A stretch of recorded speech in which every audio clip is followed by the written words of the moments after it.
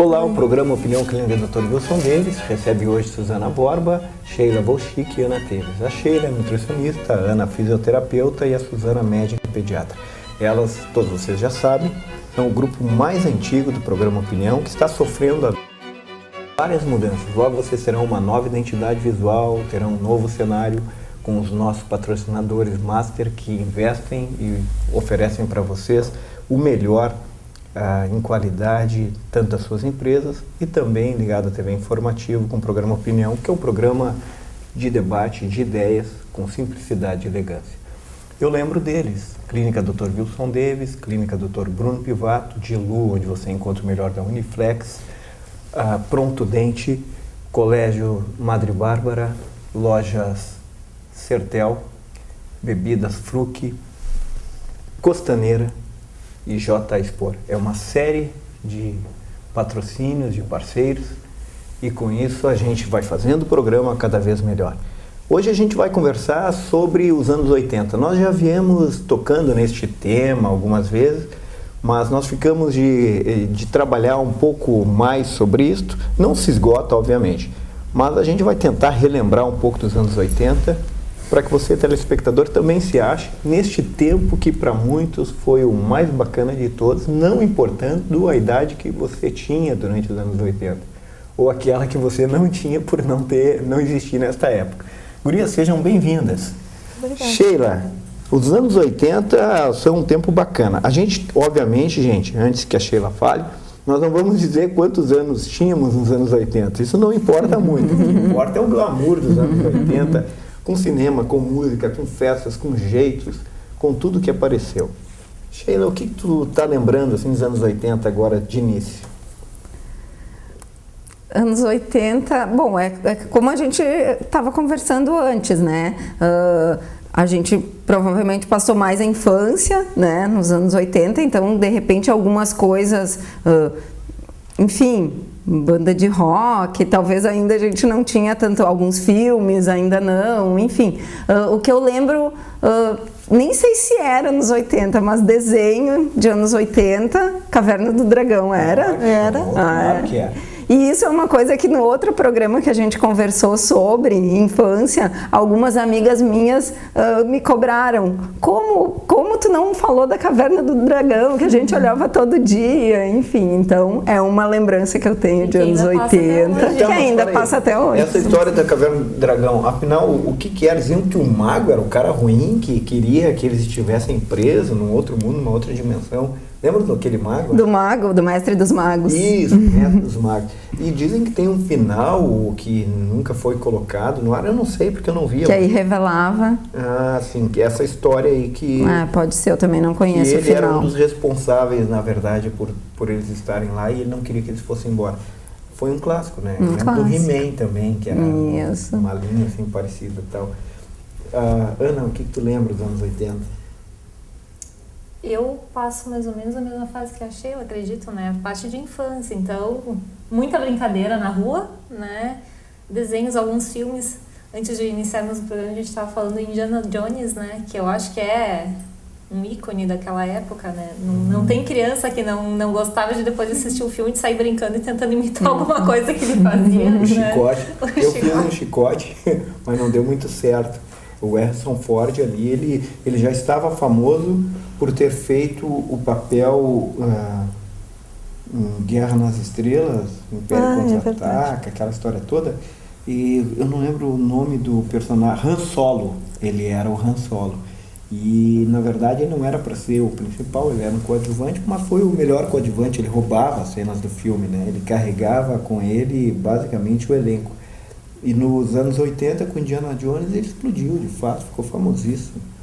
E ali, a carreira dele também... tem um outro clássico dos anos 80, 1982, Blade Runner, o Caçador de Androides. Verdade. É um clássico da ficção científica, inaugura um novo jeito de fazer cenas nesse período pop pra caramba dos anos 80, que é usando uma velocidade do filme, uma intensidade do filme que não permite que o telespectador descanse. Vai até o final um ritmo muito acelerado, né? Muito interessante. Suzana, ela a gente andou fazendo até pesquisa. Eu sempre entrego a Suzana, já está acostumado. Como é que é essa história dos anos 80? Eu tinha que relembrar o que tinha acontecido nos anos 80. Mas, às vezes, mesmo fazendo a pesquisa, a gente esquece. Os anos 80, na realidade, é o ano que marca a história, né? Porque é uma transição da era industrial para a era tecnológica. E o que acontece é que os anos 80 foi uma década que houve uma importante criação, né, de arte. Então, assim, houve muita música, muito conjunto de rock que explodiu nos anos 80, que fez muito sucesso. Muita música boa que a gente escuta até hoje é dos anos 80. Na realidade, acho que quase todas as músicas boas que a gente escuta hoje são dos anos 80. E os filmes, que foi uma leva de filmes, eu me botei a pesquisar e são tantos que eu não vou conseguir lembrar de todos. Mas Blade Runner com certeza foi um dos mais marcantes, até pela trilha sonora do Blade Runner, que é maravilhosa, né? A trilha sonora é ótima. Então, assim, o que marca? Eu vivi os anos 80 na minha adolescência. Então, para mim, ainda foi uma época de transição, aquela coisa de sair da infância e entrar na idade adulta, né? É bem a década da adolescente, assim. E eu acho, assim, que isso para mim não tem palavras, assim, para descrever o quanto foi de bom tudo isso. Um filme que me marcou e a maioria das pessoas não viu, não assistiu, foi Hair, que é a Era do Aquário. Para mim também, que a trilha sonora do filme Hair é linda, a música emociona sempre que a gente escuta. E o filme é marcante, porque ele vem numa coisa meio do Woodstock, assim, daquela liberação, a liberdade, a apologia um pouquinho ao uso de drogas, de alucinógenos, mas uma coisa mais liberal, do hippie, né, daquelas roupas todas que é dos anos 70. Então, o Hair, ele foi lançado em 79, isso eu pesquisei, mas a gente acabou assistindo no Brasil em 81, 82, por aí, né? Porque demorava para chegar os filmes aqui, né? Ainda mais no interior.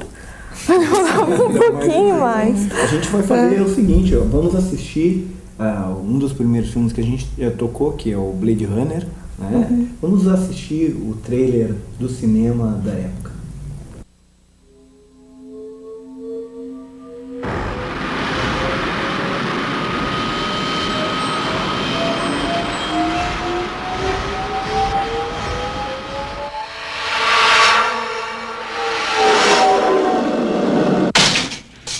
I need your deck.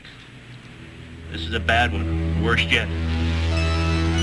There was an escape from the off-world colonies 2 weeks ago. 6 replicants.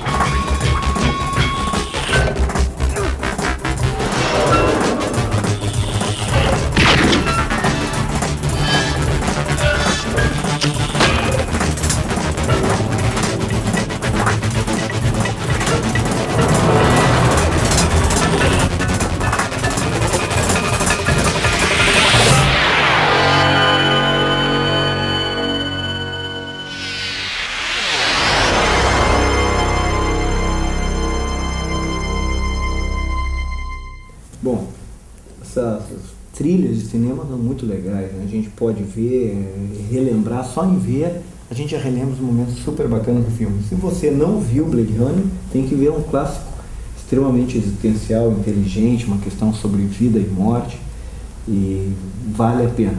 Não tem muito o que ficar falando sobre ele, até porque não é o nosso intuito. A gente está relembrando filmes, né, que é uma coisa boa, assim. Vamos primeiro ficar nessa parte. O que mais vem na cabeça de vocês? Falaram aí em Indiana Jones, tal, super legal. Tem um que era um barato, o cara era muito bonito, né? Que, pô, Top Gun. Tom Cruise, ele ainda é muito bonito. Andou se separando, né? É. Vocês viram? Claro, né, gente? A gente não pode cair nessas fofocas que tem por aí. Mas dizem que ele andava, a mulher dele reclamou nos tribunais que ele andava pressionando ela muito com aquela religião que ele tem. Cientologia. Cientologia, isso mesmo. E ele queria que o filho, eu não lembro, deles se criasse assim muito que sem direcionamento, que ela por si mesma aprendesse, soubesse dizer sim ou não. E a mulher dele reclamava, se sentia oprimida. Então acabou. Mas este filme é um clássico. Vocês lembram? Aquela cena de amor, linda. Né, gente? Ele a música, sim. É lindo, Top Gun. Apaixonado pela instrutora dele. Que Isso. também não é lá de se jogar fora. Ele é bonito, mas ela também não fica muito Ah, atrás. sim, os pares do Tom Cruise, todos eles, em todos os filmes são... É, As mulheres tem são razão. lindas. O que mais de filme, Suzana? Tu é uma especialista em lembrar de filme. Sabe que vendo assim, eu vi que foi um filme que eu gostei muito, que depois veio vários parecidos, Uma Dupla Quase Perfeita, que foi com Tom Hanks, que era ele e o cão, né? É um filme muito divertido, uma comédia. E foi bem no início do Tom Hanks, quando ele começou também a fazer sucesso. Então, foi uma explosão de novos talentos mesmo, né? A gente vê Harrison Ford, Tom Hanks, Tom Cruise. Tudo começou ali nos anos 80, né? Claro. O que eu vejo, e isso eu vejo assim, o meu filho fala bastante, uma questão de que ele acha que a minha geração não é muito politizada, que não se revolta com as questões políticas, que não está envolvida com política. E se a gente vê assim, realmente nós Mais não somos apáticos, muito, nós somos mais apáticos, mas a gente foi mais voltado para essa questão de cinema, né, arte, música. Foi uma coisa muito de paz, assim, de festa, de relação, de amor, das pessoas aprenderem a conviver com mais liberdade de opção, né? Foi da minha geração que saiu toda essa mudança que dá na sociedade com relação à maneira de se relacionar, de casamentos, de relacionamentos entre homens e mulheres, entre mulheres e mulheres, homens e homens. Isso tudo começou ali, né? Tudo nos anos 80.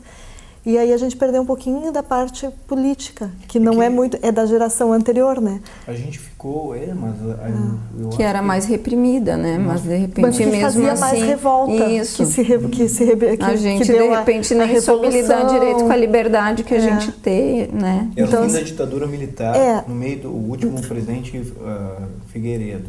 Aí o Foi Brasil nos anos passa por 80. aquele processo onde o Tancredo Neves é escolhido pelo parlamento brasileiro. Mas isso tudo foi uma o coisa que já presidente. vinha caminhando da Revolução, e se a gente vê quem era envolvido em política, é a geração anterior, é a geração de Caetano Veloso, de Chico Buarque, bem anterior. Mas houve uma abertura forte no início Sim, mas dos foi- anos 80. Sim, Principalmente- direta já. As diretas já, né? Que eram... Exatamente, com vários partidos políticos, sindicatos, as pastorais de base das igrejas, que eram muito atuantes, nem existem mais, eu acho. Mas era uma geração já, sabe? Sim, mais velha, entendi. mais velha. Não é propriamente o Da dos anos- nossa Os jovens dos anos 80. Sim. Aí havia eu via que nos anos 80 os filmes tratavam de um mundo que começava a mudar. Tu falas bem que é um processo, uma transição entre o mundo industrializado e o mundo informatizado. E este processo aparece nos filmes, aparece da mudança cultural em todas as questões dos anos 80. E a música é muito própria também, mas antes de a gente ir para a música, os filmes, alguns são considerados muito pastelões, assim, né, que no Brasil foram um sucesso.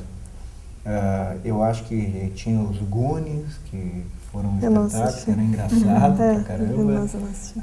Corra que a polícia vem aí. É mesmo, Academia de Polícia. Academia de Polícia Isso, também. tudo era muito engraçado, nos fazia rir. Era E pastelão. Os caça-fantasmas ali. Aham. Também, isso eu lembro. Caça-Fantasmas. 1 e 2. O De Volta para o Futuro. De Volta para o Futuro Também. também é dessa época. O De Volta para o Futuro também é muito bacana. E ele marca... é uma trilogia. O Caça-Fantasmas foram 2 filmes. Isso. De Volta para o Futuro, uma trilogia. E essa trilogia, até hoje, é muito cultuada. Por quê?